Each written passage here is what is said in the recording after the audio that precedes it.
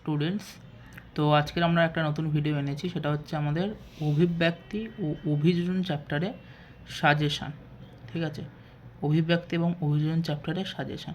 তো এখানে আমরা বেশ কিছু 2 নম্বরের কোশ্চেন অ্যানালাইসিস করবো এবং বেশ কিছু 5 নম্বরের কোশ্চেন। ফার্স্ট কোশ্চেন বলছে জীবন্ত জীবাশ্ম কাকে বলে, উদাহরণ দাও। তো তোমরা এখানে লিখবে কাকে বলে এবং সেটার একটা উদাহরণ তোমরা দেবে। এরপর বলছে মিলার ও উরের পরীক্ষা কী কী যৌগ উৎপন্ন হয়েছিল। ঠিক আছে, তো তোমরা এখানে এটা লিখবে এবং এর সাথে লিখবে যে কোন কোন যৌগ ব্যবহৃত হয়েছিল এবং আমাদের কত ডিগ্রি সেন্টিগ্রেড সেখানে ব্যবহৃত হয়েছিল এবং কত সালে এই পরীক্ষাটা করা হয়েছিল। তারপরে প্রশ্ন হচ্ছে ল্যামার্কের মতবাদের সপক্ষে এবং বিপক্ষে উদাহরণ দাও।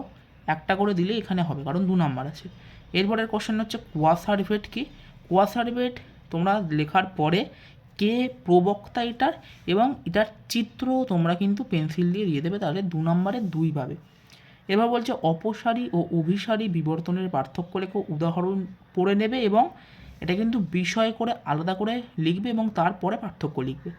ভেনাস হৃৎপিণ্ড কাকে বলে এটা সবাই জানে, যাদের আর কি অলিন্দ আর নীলয় এই দুটোই প্রকোষ্ঠ আছে, কার দেখা যায়, মাছেদের দেখা যায়। ঠিক আছে, এরপর বলছে পন কাণ্ড ফাইলোক্ল্যাট কী, মানে দুটোই তো সেম জিনিস, এটা কী উদাহরণ দাও। ক্যাকটাস উদাহরণ হবে এটা, তোমরা এটা পড়ে নেবে। এরপর বলছে রুই মাছ জলে কীভাবে ভাসে ও ডুবে সেটা ব্যাখ্যা করতে হবে, অর্থাৎ কীভাবে সাঁতার কাটে এটা ব্যাখ্যা করলে এটার অ্যান্সার হয়ে যাবে। তো তোমরা কিন্তু এটা কিন্তু রুই মাছের চিত্র দেবে। ঠিক আছে, এরপর বলছে অভিযোজন কাকে বলে, আচরণের সাথে এর সম্পর্ক লেখো। অভিযোজন কাকে বলে লিখে এটার একটা উদাহরণ দেবে, তারপর আচরণের সঙ্গে একটা সম্পর্ক কিন্তু লিখবে। এরপর বলছে পায়রার উড্ডয়নে বায়ুথলির ভূমিকা লেখো। এখানে কিন্তু তোমরা ওই আমাদের পায়রার আর কি যে পেশিগুলো আছে সেইটার কথা তো উল্লেখ করবে এবং এখানে কিন্তু ছবি দেওয়ার চেষ্টা করবে। ঠিক আছে, এই কটা হচ্ছে আমাদের 2 নম্বরের প্রশ্ন। এরপর হচ্ছে আমাদের 5 নম্বরের প্রশ্ন। 5 নম্বরের ফার্স্ট যে কোশ্চেন সেটা হচ্ছে বিবর্তনের সাপেক্ষে জীবাশ্মের ভূমিকা একটি উপযুক্ত উদাহরণ দিয়ে বোঝাও। ঠিক আছে, এটা হচ্ছে আমাদের 5 নম্বরের কোশ্চেন।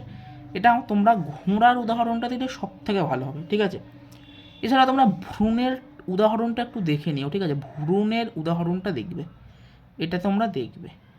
ঠিক আছে, এবার বলছে তুলনামূলক অভ্যন্তরীণ অঙ্গ সংস্থানগত প্রমাণ কাকে বলে, প্রমাণ দিয়ে দেখাও। সেম কোশ্চেন যেটা আমি বলছিলাম ভ্রূণেরটা, এটা তোমরা পড়বে। এবারে এটা কিন্তু আসতে পারে যে জীবন সৃষ্টির ধাপগুলি লেখো, অর্থাৎ ফার্স্টে আমাদের হচ্ছে বিভিন্ন আর কি মানে একদম সরল অণু তৈরি হচ্ছে, যেমন কার্বন, হাইড্রোজেন, দেন আমাদের হচ্ছে নিউক্লিক অ্যাসিড, এগুলো জুড়ে হচ্ছে আমাদের তৈরি হলো ডিএনএ, তারপর কার্বোহাইড্রেট। ঠিক আছে, তারপর সেখান থেকে আমাদের আর কি একদম সেল তৈরি হলো, একদম প্রোক্যারিওটিক সেল, একদম মানে আদি কোষ, সেখান থেকে সেগুলো জিরো আমাদের টিস্যু হলো, সেখান থেকে হচ্ছে আমাদের অর্গ্যান হলো, এরকমভাবে আস্তে আস্তে হচ্ছে আমাদের কী হয়েছে, প্রাণী হয়েছে, সেটা তোমাদের লিখতে হবে। এরপর বলছে যে সুন্দরী গাছের লবণ সহনের পদ্ধতি। এখানে তোমরা 2টি পদ্ধতি লিখলেই এনাফ, কিন্তু এখানে ছবি কিন্তু তোমাদের দিতেই হবে। ঠিক আছে, নাহলে কিন্তু নাম্বার পাবে না।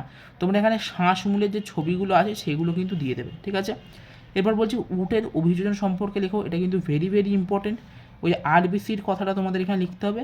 এবং লাস্ট কোশ্চেন হচ্ছে শিম্পাঞ্জির অভিযোজন লেখো, তার আচরণগত অভিযোজনগুলো এখানে আর কি লিখতে হবে। তো এই কটা কোশ্চেন 5 নম্বরের 6টা কোশ্চেন এবং 2 নম্বরের হচ্ছে 10টা কোশ্চেন।